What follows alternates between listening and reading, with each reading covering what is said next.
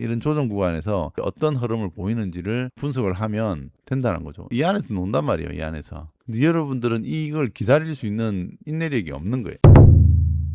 자, 주식시장에서는 패턴이라는 게 존재를 합니다. 기준양봉이 만들어진 이후에 매매를 하는 것과 기준양봉이 만들어지기 이전에 매매하는 것은 상당한 차이가 납니다. 매수는 아무나 다 해요. 다 하지만 매수하고 난 다음에 무한정으로 종목을 보유하기가 힘들어요. 사자마자 바로 상승하는 걸 원하고 사자마자 바로 상승하는 게 좋잖아요. 그런 관점에서 매수하고 종목을 보유하는 시간을 줄이길 수 있는, 사자마자 바로 상승할 수 있는 자리는 어떤가? 매수 급소라고 하는 거죠. 매수 급소라고 하는 거는 말 그대로 기준양봉 이후에 이렇게 날아가는 게 있고, 기준양봉 위에 2개 정도 쉬었다 가는 게 있고, 기준양봉 이후에 3개를 쉬었다 가는 게 있습니다. 또 6개, 8개 쉬었다 가는 경우도 있고요. 사자마자 바로 가는 패턴들은 지금 많이 나와요. 양봉 이후에 또 바로 날아가는 패턴도 있고요. 자, 이런 패턴들은 매매하기가 어렵습니다. 그걸 우리 돌파 매매라고 하는데, 전고점을 돌파할 때 따라 들어가서 매수하는 거는 이전에도 제가 주도주 눌림 매매에 대한 영상을 많이 올렸습니다. 그때도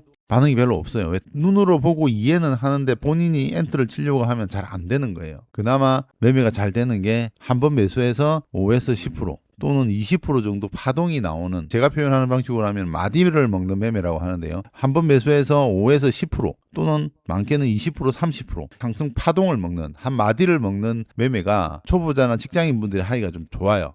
저는 그렇게 생각을 해요. 그런 관점에서 저는 영상을 많이 만들고 패턴이란 걸 설명을 드리고 있습니다. 오늘도 패턴이 좀 잘 나왔죠. SK증권 같은 경우도 기준양봉이 나온 이후에 옆으로 행보를 하죠. 행보를 하는데 이탈이 잘 안 나옵니다. 물론 여기서 이탈이 나왔다가 다시 살려주는 흐름이 나왔죠. 그리고 여기는 단일가 매매로서 3일 동안 거래가 줄은 상태고요. 행보하다가 오늘 또 상한가에 들어갔습니다. 이런 걸 패턴이라고 하는 거죠. 약한 종목들은 이렇게 흘러내린다고 말씀드렸어요. 위에서 왔다 갔다 하다가 떨어진다라고 말씀을 드렸고, 대부분의 종목들은 이렇게 행보를 하질 않아요. 그냥 이렇게 내려옵니다. 내려오다가 상승이 나오는 경우도 있고, 그냥 이렇게 하락 마감하는 경우도 있습니다. 기준양봉이 나온 이후에 하락하는 것보다는 라인을 버텨주는 게 좋다라고 제가 말씀을 드렸어요. 지금 시장이 좋기 때문에 이런 종목들이 많이 나온다는 겁니다. SK 이터넉스라는 종목도 마찬가지죠. 기준양봉이 그렇게 썩 좋은 기준양봉은 아니지만 전고점을 돌파하는 양봉이 나온 이후에 3일 동안 옆으로 기는 거죠. 옆으로 기면서 또 오늘 양봉이 나오면서 또 강한 상승을 보였고,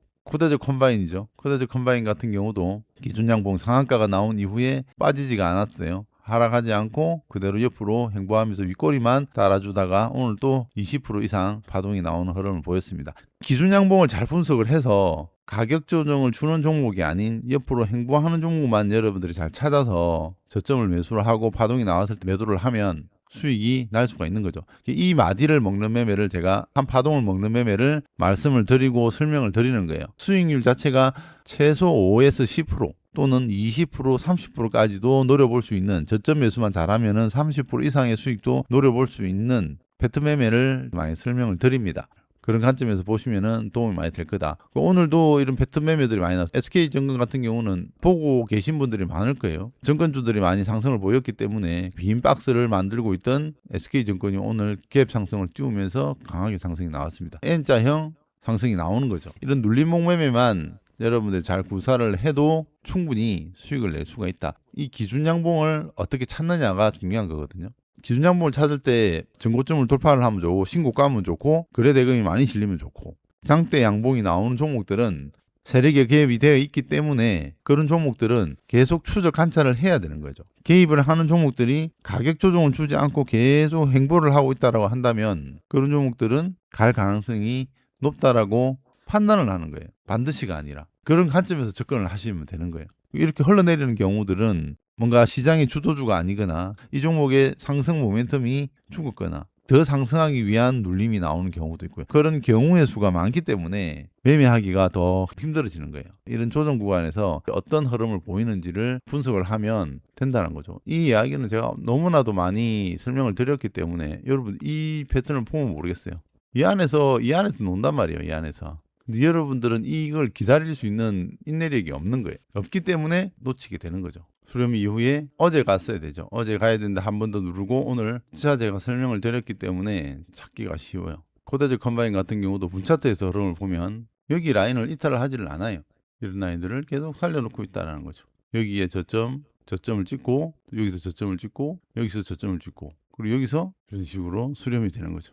갭을 띄워서 오늘 상승이 나오는 거죠. 이렇게 연결을 하면 또 마찬가지가 되겠죠. 기준 양봉 이후에 단봉으로 고점에서 하락하지 않고 조정을 받으면 분차트에서는 수렴의 과정이 나타나게 되어 있습니다. 여기서 방향을 아래로 틀면 급락이 나오는 거죠. 위로 상승을 하면 또 급등이 되는 거고요. 네, 맥점만 잘 찾아서 여러분들이 매매를 하시면은 비교적 수익을 낼 수가 있다라는 겁니다. 그래서 주식 매매를 하다 보면 결과론적으로 보면 끝이 없어요. 결과가 나온 걸 보고 이야기를 하면 쉽죠. 그렇지만 그 전에 여러분들이 많은 노력을 통해서 이런 종목들을 발굴을 해서 관심 종목에 주고 이 종목에 대한 뉴스나 이슈를 잘 분석을 하고 지금 시장에서 어떤 종목들이 상승하는지 파악을 한 다음에 관심권에 올려놨던 종목들 중에서 시장의 상황과 수급이 들어오는 종목들과 유사한 게 있는지를 여러분들이 공부를 하는 거예요. 실시간으로 뉴스를 매일같이 보기도 힘들고 모든 시장에 쏟아져 나오는 호재나 뉴스를 매일같이 실시간으로 다 분석할 수는 없습니다. 좋은 호재가 나온다라는 것은 시장이 많은 사람들한테 알려졌다는 거고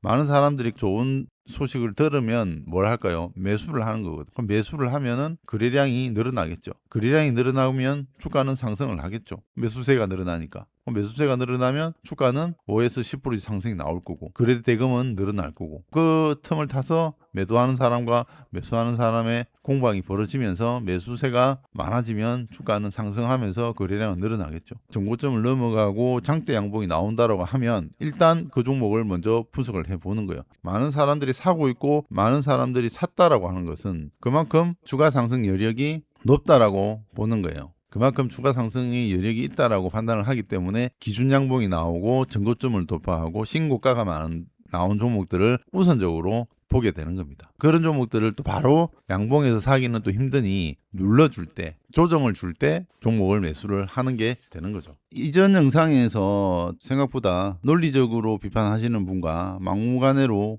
비판하시는 분이 계셨는데요. 논리적으로 자기의 생각을 표출하신 분에 대해서는 맞다라고 생각을 하고요. 자, 그런 것들은 조금 더 시야를 넓게 보시면은 좀 해결이 될 거다라고 생각이 들고 삼포 땡땡님 같은 경우는 이날 영상을 올렸는데요. 이날 영상을 올렸는데 다음날 장대 연봉으로 하락한다에 자기 손모가지를 건다라고 했습니다. 자, 그 장대 연봉으로 하락한다에 그렇기 때문에 어쨌든 장대 연봉으로 하락이 안 나왔잖아요. 본인의 손모가지를 떼세요. 떼셔야 됩니다.